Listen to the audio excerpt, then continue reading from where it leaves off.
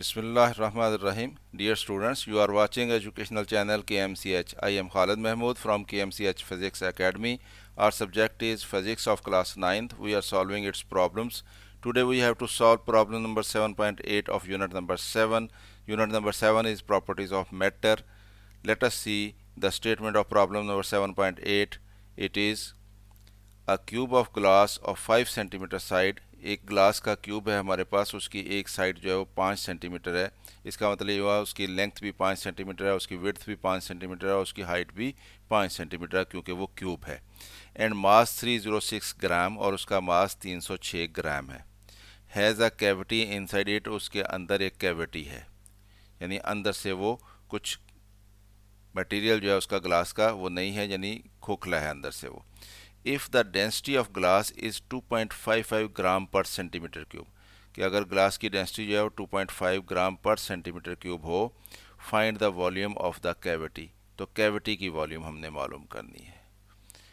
तो हमें ये सेंटीमीटर में दिया गया है, ये ग्राम में दिया गया है, ये ग्राम पर सेंटीमीटर क्यूब में दिया गया है। तीनों यूनिट जो हैं वो सीजीएस सिस्टम के हैं, तो हम इसको इसी यूनिट में हल कर लेंगे। हम इसको एमकेएस सिस्टम में या एसआई सिस्टम में कन्वर्ट नहीं करेंगे क्योंकि हमारा आंसर भी सेंटीमीटर क्यूब में है। तो इस क्वेश्चन को हल करने से पहले इसको थोड़ा सा समझ लें कि ये एक ग्लास का क्यूब बना हुआ है। इसकी ये लेंथ भी 5 सेंटीमीटर है, विड्थ भी 5 सेंटीमीटर है और इसकी हाइट भी 5 सेंटीमीटर है। अगर हम इसकी वॉल्यूम निकालेंगे तो वॉल्यूम क्या होती है, length into width into height, यानी 5 सेंटीमीटर ज़रा 5 सेंटीमीटर ज़रा 5 सेंटीमीटर, तो ये बन जाती है 125 सेंटीमीटर क्यूब। तो इसको ये ग्लास जो है इसकी वॉल्यूम जो है जब हम 125 सेंटीमीटर क्यूब लिखेंगे तो उसमें ये कैविटी भी शामिल होगी, क्योंकि हमने इसकी लेंथ ली है पूरी और इसकी विड्थ ली है और इसी की हाइट ली है, तो ये कैविटी समेत वॉल्यूम बनेगी इसकी V1 125 सेंटीमीटर क्यूब। तो अब हमें जो मास दिया गया है वो सिर्फ इस ग्लास का मास दिया गया है और जो डेंसिटी दी गई है वो भी सिर्फ ग्लास की डेंसिटी दी गई है। तो अगर हम डेंसिटी का फार्मूला इसको लगाएंगे D = m/v, तो जब हम ये v अगर लगा लेंगे तो फिर इसमें तो ये कैविटी भी शामिल हो जाएगी। तो हमें सिर्फ ग्लास की वॉल्यूम लगानी है और ग्लास की वॉल्यूम कैसे निकलेगी, वो V1 में से फिर ये कैविटी की वॉल्यूम V2 माइनस करनी पड़ेगी, यानी V1 माइनस V2 ये सिर्फ ग्लास की वॉल्यूम होगी। तो ग्लास का मास लगाएंगे हम, ग्लास की डेंसिटी लगाएंगे और सिर्फ ग्लास ही की वॉल्यूम लगाएंगे। और ग्लास की वॉल्यूम क्या होगी, वो V1 में से V2 यानी कैविटी की वॉल्यूम माइनस करनी पड़ेगी। तो अगर इतनी बात आपको समझ आ गई है तो फिर हम इसको सॉल्व करते हैं।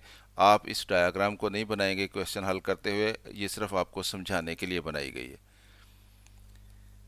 मास ऑफ ग्लास क्यूब M 306 ग्राम है। Side of glass cube, length उसकी साइड की वो 5 सेंटीमीटर है। डेंसिटी ऑफ ग्लास D वो 2.55 ग्राम पर सेंटीमीटर क्यूब है। और volume of glass with cavity, यानी कैविटी समेत जो उसकी वॉल्यूम बनेगी V1 वो बनेगी 5 सेंटीमीटर का क्यूब, तो ये बनेगी 125 सेंटीमीटर क्यूब। और वॉल्यूम ऑफ कैविटी इसको हम V2 रख लेते हैं। तो वॉल्यूम ऑफ ग्लास ओनली, सिर्फ ग्लास की वॉल्यूम निकलेगी V, वो बराबर होगी इस V1 में से ये कैविटी की वॉल्यूम माइनस कर लेंगे, यानी V1 माइनस V2, ये सिर्फ ग्लास की वॉल्यूम बनेगी।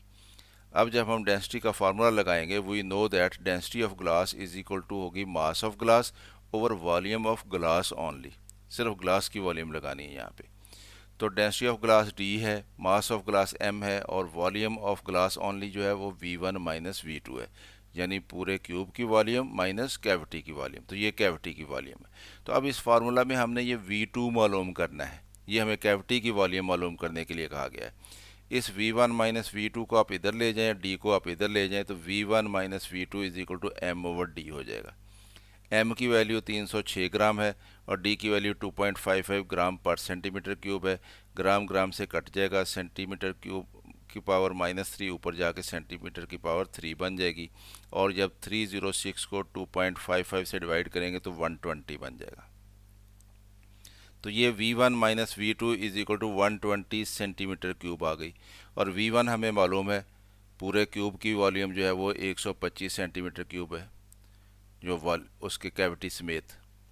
तो अब हम इस V2 को मालूम करना है, ये इधर नेगेटिव है, इसको दूसरी तरफ ले जाते हैं, 120 को इधर ले जाते हैं, तो V2 इज इक्वल टू आ जाएगा 125 सेंटीमीटर क्यूब और ये इधर जाके माइनस हो जाएगा 120 सेंटीमीटर क्यूब। तो दोनों का डिफरेंस क्या आ गया, 5 सेंटीमीटर क्यूब। तो ये क्या है, V2, और V2 क्या था, कैविटी की वॉल्यूम थी। दस the volume of cavity is 5 centimetre cube. तो ये हमने मालूम कर लिया कि कैविटी की वॉल्यूम कितनी हो गई। स्टूडेंट्स, उम्मीद है आपको इस क्वेश्चन की समझ आई होगी। ख़ुद भी देखें, अगर पसंद आए तो इसको लाइक किया करें और दोस्तों के साथ इसको शेयर भी कर लिया करें। चैनल सब्सक्राइब नहीं किया तो सब्सक्राइब कर लें ताकि आपको इस तरह की मज़ीद वीडियोज़ मिलती रहें। मेरी तरफ से अल्लाह हाफिज़, शाद रहें, आबाद रहें।